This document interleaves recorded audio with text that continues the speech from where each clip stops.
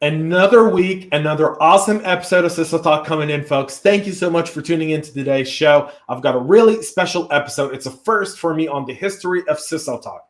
I've reached out to my good friends over at KnowBe4 and said, I'd like to hear from a CISO of a security company.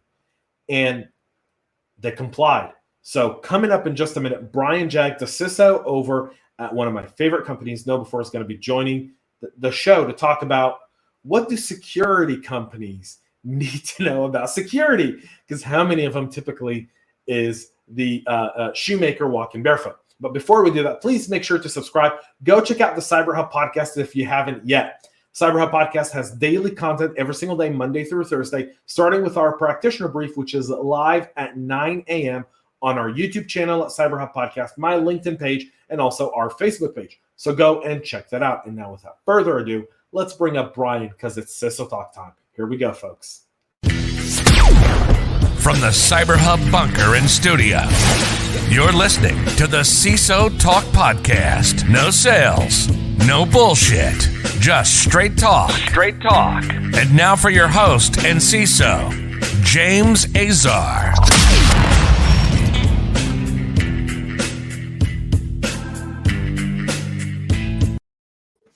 Brian, what's happening, man? Good afternoon, James. Nice to be here. Nice to have you here. I see your Florida Gators thing behind you. I'm like, go Gators. We'll get into that. Big game this weekend. Big game. All right. So for folks tuning in, Brian Jack is the Chief Information Security Officer at my friends over at KnowBe4. And you guys know KnowBe4. They've been our first and our most consistent sponsor of all of our shows. I'm always grateful for their support. They're the one sponsor who never gets in division. They're just like, we want you to do your content the best way possible. And I love that about good companies. So, Brian, their internal CISO, no one knows you exist. Everyone knows James McQuiggan and my co-host on the other side of cyber, JJ, and they know Eric and Javad and Roger and Perry and Kai and Yella. And they know all these awesome people, but no one knows who Brian Jack is. Who are you, Brian? How'd you get into security? Well, yes, those are all our evangelists. Those are like the public face of KnowBe4. Those are great guys. They go out and they do all of our the marketing and the trade shows and the presentations and this and that. I love that team. I just talked with them this week about how we can overcome some of the challenges that they're facing because of some of the restrictions that I've put in place. So how did I get started in security? Right, we can get there. So you can see over here, Florida Gators flag. Attended the University of Florida, degree in computer science. As part of my senior project, I was part of a program there. They have a unique program there called the IPPD. Can't recall what the acronym stands for, but basically it's a bunch of engineers. They pull together, they get a corporate sponsor, and they give them a project. And my project happened to be with Raytheon building a wireless honeypot. And so through that, I got this experience of doing security, working a little bit deeper on Linux OS. We built this bootable CD, because that's what you used back then. You pop it into a laptop, and the laptop fired up, and you had deployed yourself a wireless honeypot, take it down to Starbucks, open it up, and you're good to go. So that got me super interested in security, to the point where, coming out of a large university like that, when you're vying for that first job out of college, a lot of people struggle with that. How do I get that first job? I had to set myself apart. I was working in a neuroscience research lab as a research assistant. I was not really getting like IT sort of experience. So I said, let me take 2 weeks, take a little mini loan with my little credit card I had in college. And I got my certified ethical hacker. The cert had been out for a couple of months. And I thought, well, that's cool. I like the security aspect. I like tinkering around, back in the days of AOL chat rooms, you have your, all those different hacking groups, your crackers and stuff. I was, did all that fun stuff. I think everybody that was on AOL back then got a little bit into that. And so that's kind of how I got started. I was very fortunate that having done that, having the certified ethical hacker on my resume was, I think, one of the biggest things that helped me land my first job. I ended up handing my resume to a guy some of you may have heard of. He recently testified at Congress. His name's Charles Carmichael. He's the SVP and CTO at Mandiant, also a Florida Gators grad, and one of my sort of mentors I still talk to here and there. And he just liked my resume. Back then at the time, I think he was like a manager or managing director at PwC. And I think I was one of like the 3 people out of UF hired that year. Very fortunate to get that start. So I worked in PwC, DC area, government, audits, pen testing, vulnerability scanning. I worked with a ton of sharp people there. Some directors at Facebook now. One was even a producer on Mr. Robot, making sure that they were getting all of their scenes correct. If you watch Mr. Robot, it's really good. They actually do a lot of things correct on screen when it comes to like that actual hacking parts. And so I worked at PwC for a little bit, did some pen testing there. Moved back to Florida, worked at Raytheon for a little while. I couldn't exactly tell you what I did at Raytheon. One, because I don't really remember. And also the other parts I can't tell you because they were in a skiff somewhere. And that's all I can say about that. So I convinced Raytheon one day to send me off to Black Hat. And at Black Hat, I came across a booth of a company I'd never heard of, but they were down the street in Florida. They're called Sunbelt Software. And Sunbelt Software, as you know, my current CEO at KnowBe4, Stu Showerman, that was his previous company prior to starting KnowBe4, where they built an antivirus product called Viper. And I worked on a project called CW Sandbox, which was an automated malware analysis sandbox. It got really, really popular. And so I was part of that team that did the sales engineering, development of it, automation around it, malware analysis, and that sort of got me to a point where I was pretty familiar with malware, exploits, analyzing threat URLs, phishing sites, phishing kits. Pretty well versed up then. Stu knew who I was, and so when he started KnowBe4, he'd actually contracted me. I had formed many years ago. I had formed an independent consulting, an LLC for myself, in case anybody ever wanted to hire me to do anything on the side.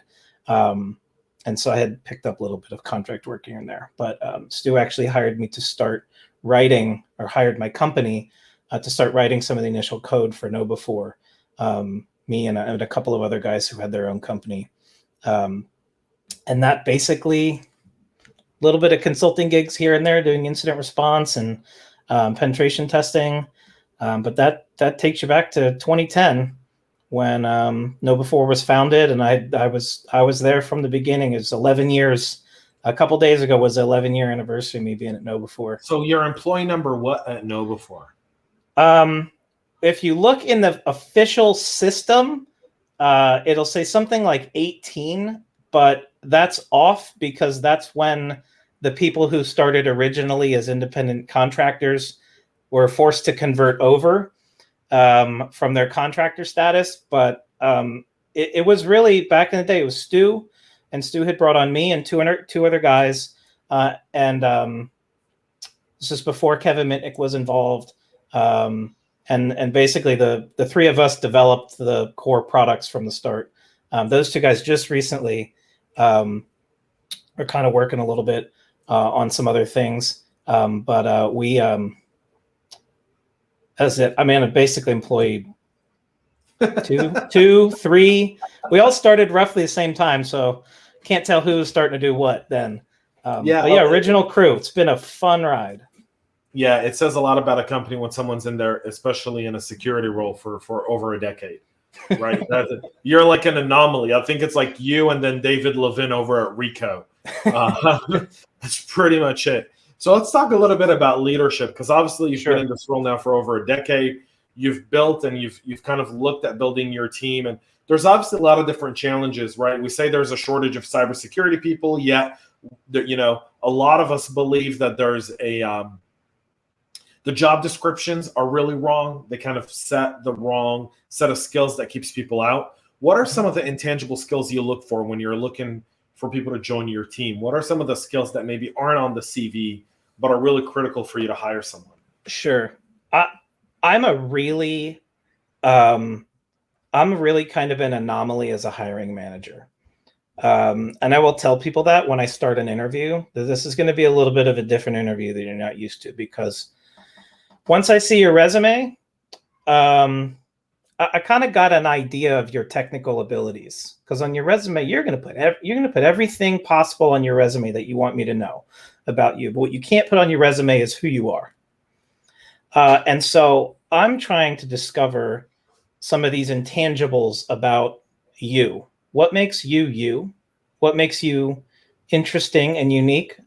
How are you going to bring a little bit of a different perspective, right? You don't want everyone on the same team with the same mindset, having gone to the same college, through the same courses, the same certs. A little bit of diversity there goes a long way. To give some examples, I have some people on my team with master's degrees, bachelor's degrees, no degrees, degrees with minors in Chinese and international studies and history. But the one thing that's consistent is everybody is an extremely good figure it out person. I need you to be able to figure it out. So bring some raw abilities and be able to figure it out. I need you to be able to fit in really well with the team. Personalities being able to mesh together. It's kind of like family building a little bit. I've really proud of my team. I've built a really tight-knit team. They enjoy hanging out with each other outside of work. And that's important to me, because I feel like that when you're in a tough situation, you'd be able to rely on people. And I think building a really good chemistry is sometimes almost as important as having like a ton of really good skill sets. I try to pick and choose different skill sets of, okay, you have the basics, you use Security Plus, CISSP. Okay, I start to look at some of the other things like, do you have any specialist certs? I don't rely too much on certs. I don't rely too much on degrees. I like to get an idea of what you've done. Do you have a GitHub page? Have you done any projects?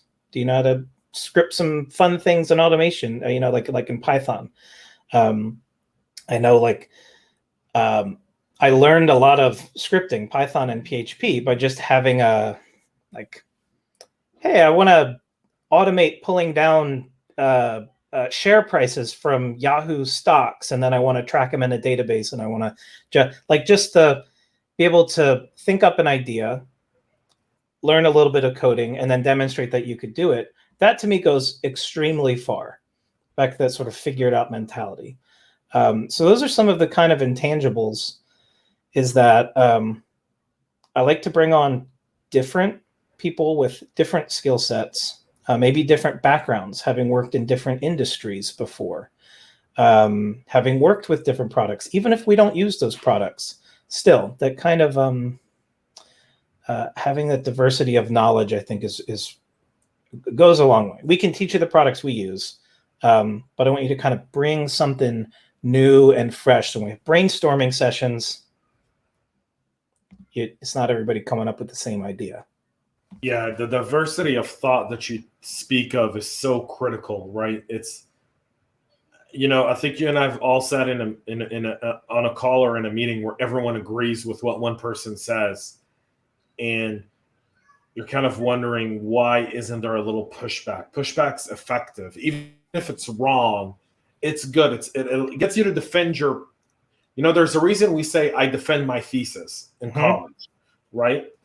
Because you come up with an idea and people are there to break it down, not because they hate you, not because they don't like you, but because you need to be able to defend the position you take. So it's good to get someone to defend the position they take. And cybersecurity is a practicing type of job, right? It's kind of like medicine. We practice medicine, we practice security. That's why that's why I refer to people as practitioners. Yes. Because we're not an exact science, right? We're not we're not exactly what people would consider to be, perfect on that end of it. But if I need people that are going to challenge me, I think all my ideas are great, right? Everybody's like, oh, this is a great idea. I need people on my team that are willing to tell me, you know what, your idea might not be so good. Yeah. But then I need them to give me a reason why. I don't need you to just challenge me and let it go. I need, okay, why? But if you're not quite sure, go figure out why. Why do you think that's not such a good idea? I think that's super important too, because you have to think of hacker mentality. I like to also look at people that have that kind of that hacker mentality. Is like, how would I do that? How would I break that? And if you have everybody thinking along the same path, you're going to have nobody that's thinking of, well, at step 2 right there, I don't know if I would go about doing that. I think I would take this other path. So when you're doing these, like attack graphs and things like that, you kind of want to get an idea of what lots of different people might think in that situation, so you can maybe cover those different scenarios instead of always thinking it's always going to be the same attack scenario. Just that diversity of thought, super important. And so critical. Yeah. So critical. Let's talk a little bit about CISO leadership. What's that one skill you think CISO needs to have in order to be an effective leader? I think they have to have a nice balance of understanding the technology, the technical terms, but also being able to translate that into, let's say you have some really, really technical risks or some risks. You need to be able to properly explain that to people who are not familiar with those terms. So to be able to translate real technical risks and why you might need a tool, need an additional resource, or we have to drop everything and fix this right now. That's not always going to be very well understood when you're using super technical terms. Like when the MITRE ATT&CK framework said that scenario set, the business doesn't understand that part. Right. So being able to say, I understand the technical side, okay, and I can explain that to my team and the engineers, but then I can also take that and say to the CEO or to the board or to the head of sales or somebody, hey, here's the reason why we need to change something up. Here's how it affects you, and use the terminology that they're familiar with. I think being able to communicate effectively the risks to all aspects of the organization at a level and in the terminology that they best understand, so that they're not confused as to why you're doing it or why things are changing or what's the real risk here. I think that's a really important key part of being that sort of leader, and being able to say, okay, well, I make a good CISO because I can talk everybody's language, from the head of engineering to senior developer, platform engineering, SRE to sales rep, customer success manager, or even to the customer, someone who's bringing a totally different perspective of why they perceive risk in a certain way. You need to be able to explain it a little bit differently if you're communicating to a certain audience. I think that's really key. Indeed, that's absolutely true. Let's talk a little bit about security. Okay. So CISOs, obviously, security is in our nature. It's in our DNA. It's what we do. What aspect of security do you spend the most time on, and why? I spend a lot of time at this point making sure that my team has everything that they need to do the things I need them to do. I think years ago, I was doing a lot of hands-on stuff. I still am very hands-on, and some people would think I'm a little bit too hands-on. But I spend a lot of my time, as you can imagine at KnowBe4, I deal with people a lot. Writing code, things like that. Okay, well, I'm not dealing with the code. I'm dealing with the developer. Or on the other side, oh, why did you share that file that way? I've already caught that. The file shared, we pulled it back, whatever. But now I have to deal with the person. Why did you do that? How can we correct that behavior, that action? That still is largely, or why can't I do this thing on my machine? Okay, well, we've put a technical control in place because, and then I'm sort of still dealing with a person in a way where, again, I'm just back to that communication thing. I spend a lot of my time communicating to people reasons why or why not something is the way it is. And that is still a lot, at least at a CISO level. It's still really a ton of communication to people that I find myself doing. Yeah. So, when you talk about communication, you're obviously referring to leadership, to relationships, right? It's Mhm. kind of like trying to understand how the business wants to use X, and then how do you securely accommodate the usage of X within that team. Would Mhm. that be kind of an accurate, when you talk about communication, would that be fairly accurate? Yeah. So for me, my team is involved in a lot of things, right? So I'm the CISO. I'm also the data protection officer. I also facilitate all of our security assurance side. So we're dealing with product compliance, things like ISO and SOC 2 and FedRAMP. Um, my team handles third-party risk management. So we're involved in evaluating all of the software or services or contractors or anything that the company's bringing in. We administer the security awareness training program for Nova4. We're involved in product and code security, and then we're also involved in endpoint, device security, and network security. So if there's, say, the HR team needs to be able to use a local scanner or printer, something like that, well, we've disabled that. And then it's communicating, well, why? What are the risks? And then I work with IT to figure out how can we accommodate, should we accommodate? Should we provide an alternative solution, a network printer or something like that?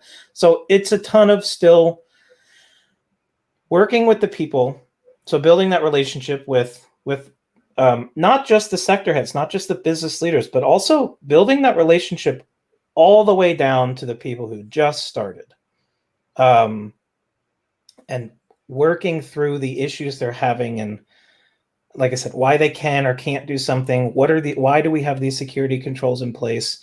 Why do I get so many phishing tests? These are things that we have to effectively communicate with them so they understand the mission. I think this goes on to some of the further questions of like, how do you build security culture? I have to be there and be available, which I like being available for everybody, but everybody from the top of the business all the way down to someone who just started, interns, they know who I am, they know I'm available.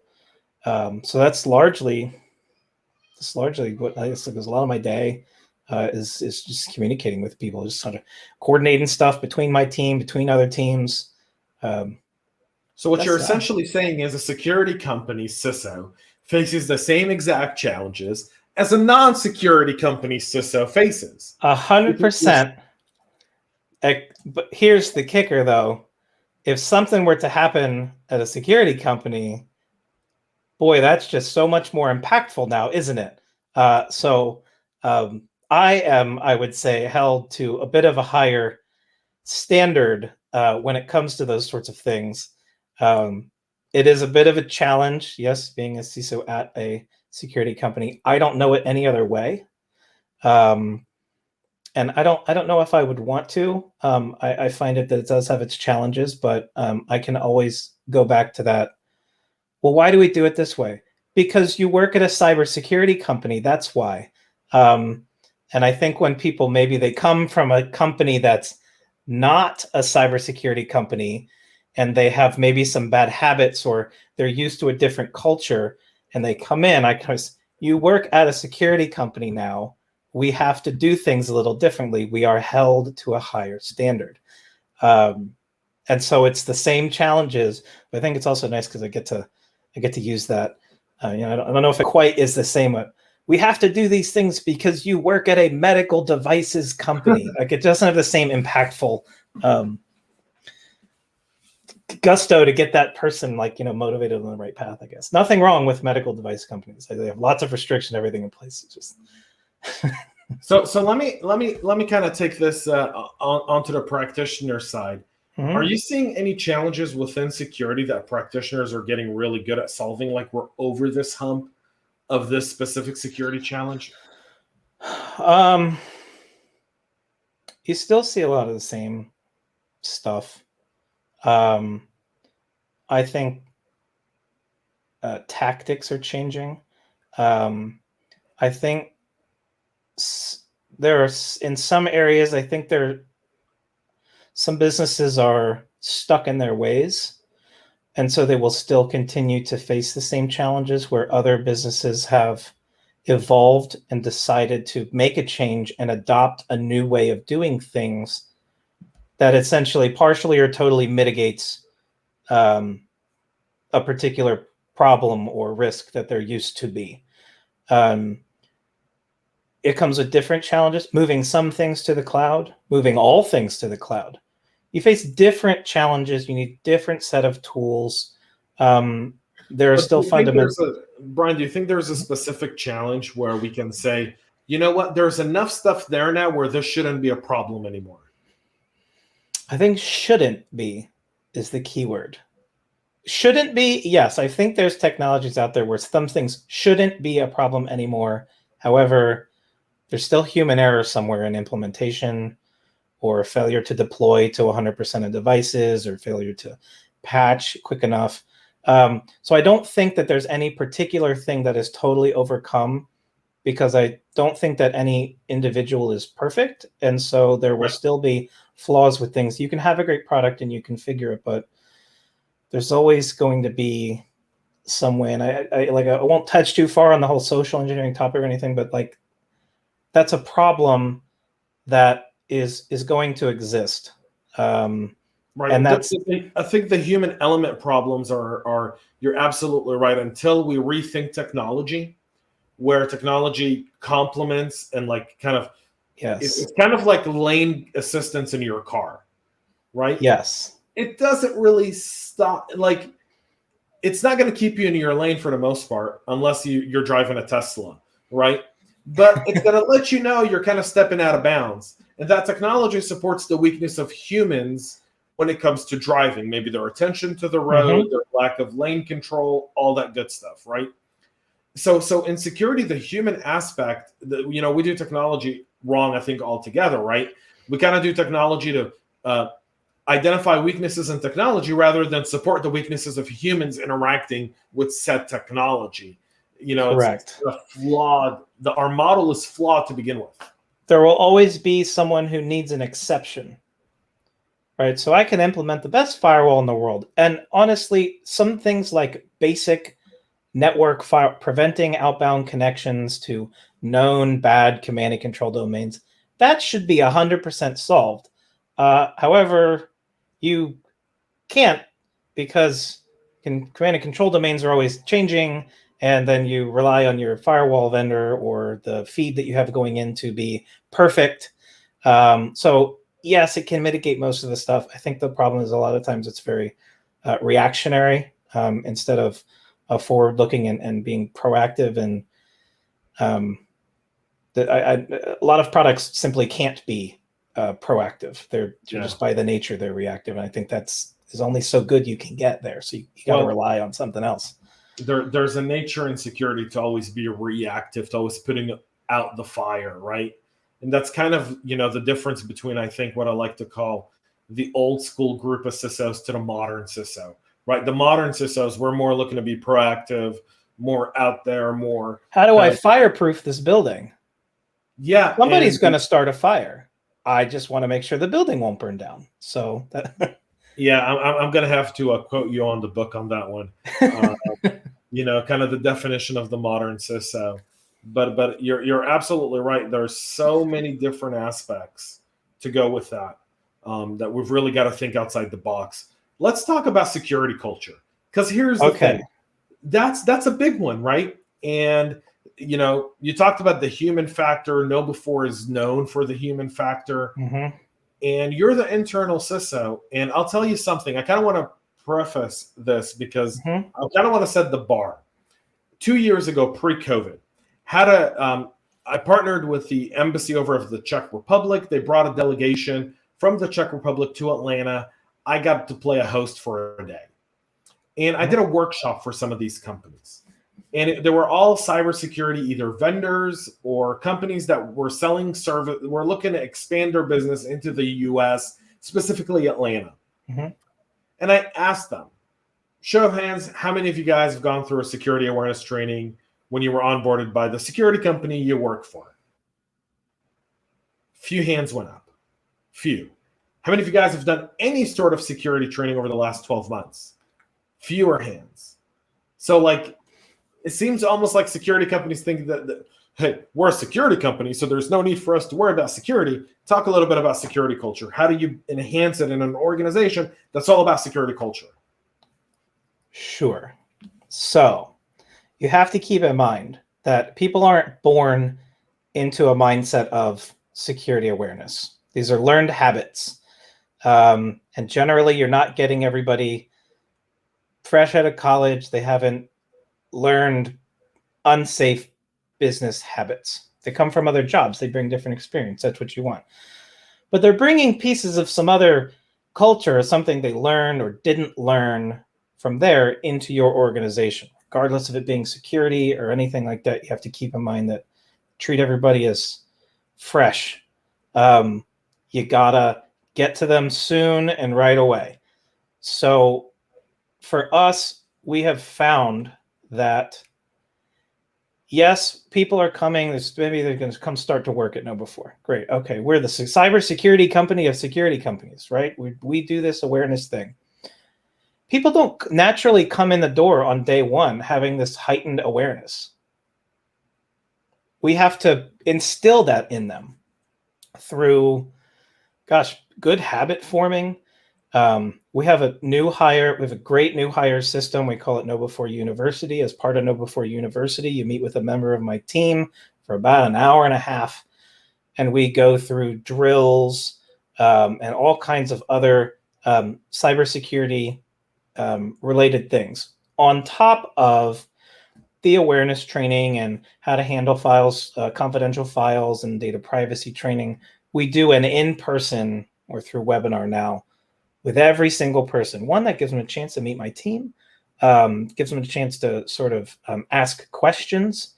And then we continue to talk about security topics every day.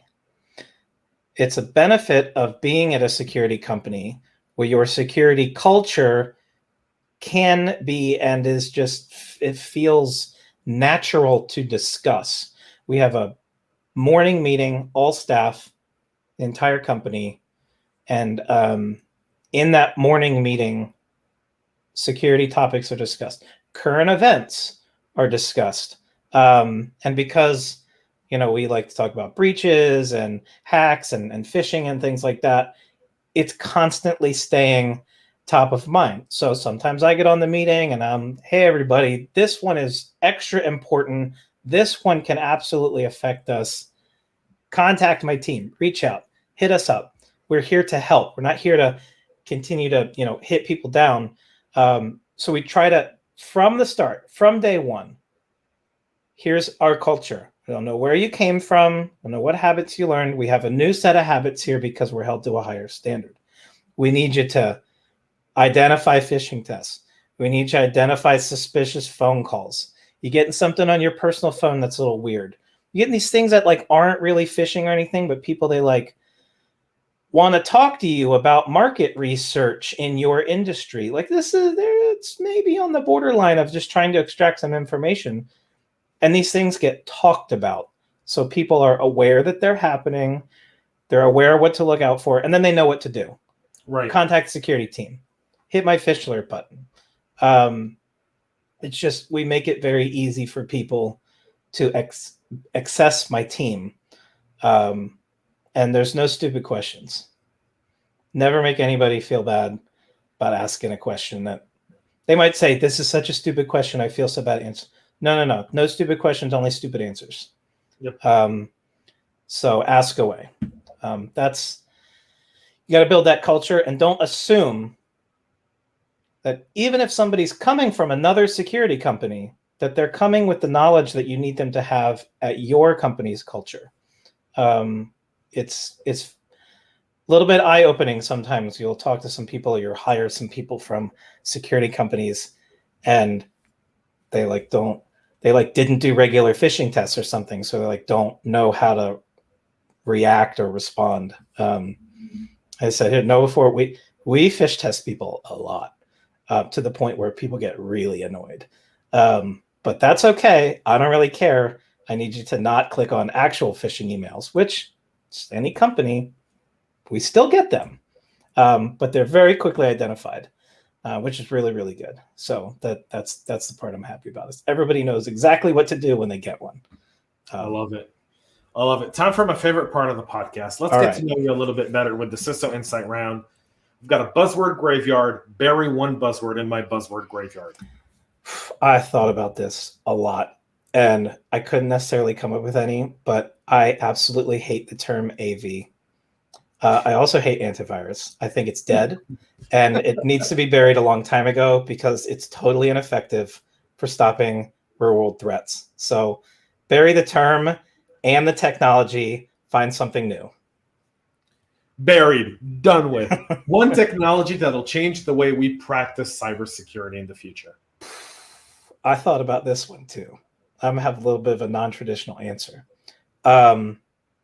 I hope this changes, but Windows. I think Windows is going to have to change quite a bit, because if it doesn't change, we're still going to have a ton of openings, and information security people are still going to be patching. So I hope Windows and Microsoft gets it together and they change some things around that will cause change for the good on the InfoSec side, because, man, people are tired of seeing critical patches every single month. Help us out, Microsoft. I've got a great Patch Tuesday shirt for October that I'm going to be debuting, so people will tune in for that. Let's talk about what's the current book you're reading. Current book, most recent one I've read, have to be like Atomic Habits. Also read 10% Happier, which is a good one, like the whole mindfulness and I think that actually, CISO can be a pretty stressful job. Learn a bit of meditation here and there actually can go quite a long way. Other than that, it's like, I don't know, unicorn stories or something like that. Not businesses going to $1 billion, but actually like putting my kids in bed with unicorn stories. What are you streaming right now? If we turned on your Netflix, what's the first thing that pops up? I don't get a lot of time to watch my own stuff. I think the most recent thing that we've been streaming is the new Paw Patrol movie. Okay. The kids are addicted. It's going to be kid stuff. If I had to pick like an actual show, it would. I'm a big college football fan of the Gators, and hockey's about to start up. That's generally what I would be streaming when it's on. Other than that, I like documentaries, like things like that. But it's all over the place because I work and then I go eat dinner and then hang out with the kids and watch their cartoons till we go to bed. A couple years, I'll have a different answer for you, but for now, it's in a few years we'll redo this interview. It's like YouTube. How do you, I don't know, build a little thing with your, with some wood or something like that? I watch a ton of YouTube. Yeah, DIY stuff. Yeah, I like that too. I've been debating what I want to do with my back wall for like 6 months, and every project I say, I go, wow, I should totally do this, but I can't decide. So, final question: what's your favorite music? I love tons of music right now. I listen to a lot of just sort of chill stuff. I don't really know the bands because I let my Spotify sort of pick the songs for me throughout the day. But some of my favorite bands go, they're like 90s rock bands. You have Foo Fighter and Fuel, and then you go back Pearl Jam. I like that sort of 90s indie alt rock stuff, or going back 80s hair bands, classic rock, Creedence Clearwater. You just can't go wrong with those. Sometimes it makes for like really good music, but when you're you're doing pen tests or something like that, sometimes Creedence Clearwater, you need to switch that up for something still a bit more like, house music paced, to get your blood flowing. A little bit of EDM. I find myself that when I'm trying to do something that's kind of big picture, I tend to listen to faster paced music than if I'm trying to, read something. Then I may put something very chill and that'll let me sink into what I'm reading rather than sing the words. So if I'm reading, I'm listening to wordless music. So it could be classical or jazz, or if I'm working, then The last band I played on the kitchen I was cooking dinner was Frank Turner. So there's a good one. If you guys haven't heard of Frank Turner, he's a guy from England. Does some really good songs. They're fun. That's awesome, Brian. I want to say thank you so much for jumping on the show today. I'm really grateful to you for coming on and sharing all of this awesome stuff. Some great takeaways from today's show. But the fact that CISOs at security companies are just like every other CISOs, only they're held to a higher standard. Folks, understand that. That's extremely critical because security is a very, very tough business. Folks, that's it for this week's CISO Talk Business. Brian, how can people connect with you? I don't do much of the Twitter or anything like that. You can find me on LinkedIn, LinkedIn/IN/privacy-policy. Yes, that's me. They let you set your own URL, and I snagged that one for fun. So you can find me there on LinkedIn and join my network. Happy to link up with you. All right, folks, connect with Brian. His LinkedIn profile will be linked in the show notes. So you can just go down to if you're watching us on YouTube, just scroll right down, extend, turn on the show notes. By the way, while you're at it, if you're watching us on YouTube, subscribe. And if you're listening on your favorite podcast listening platform, please make sure to subscribe. Give us a 5-star rating. That's it for this week's CISO Talk. We'll be back next week with a lot more stuff as we head into October and National Cybersecurity Awareness Month, which to me only means one thing: a lot of overused content. So hopefully we'll keep it fresh right here on fresh the content CyberHub podcast. Until next week, have a great rest of your day. Tune into the CyberHub podcast. Don't miss it. Daily, 9 a.m. And during the month of October, every Thursday, someone from Know Before will be joining me to talk about awareness. So don't miss that. Till then, folks, cheers. Have a great rest of your day. Thanks so much for tuning in and stay cyber safe. Thanks, everyone. Make sure to subscribe to our podcast and share it with your friends and colleagues. And get all the latest information at cyberhubpodcast.com.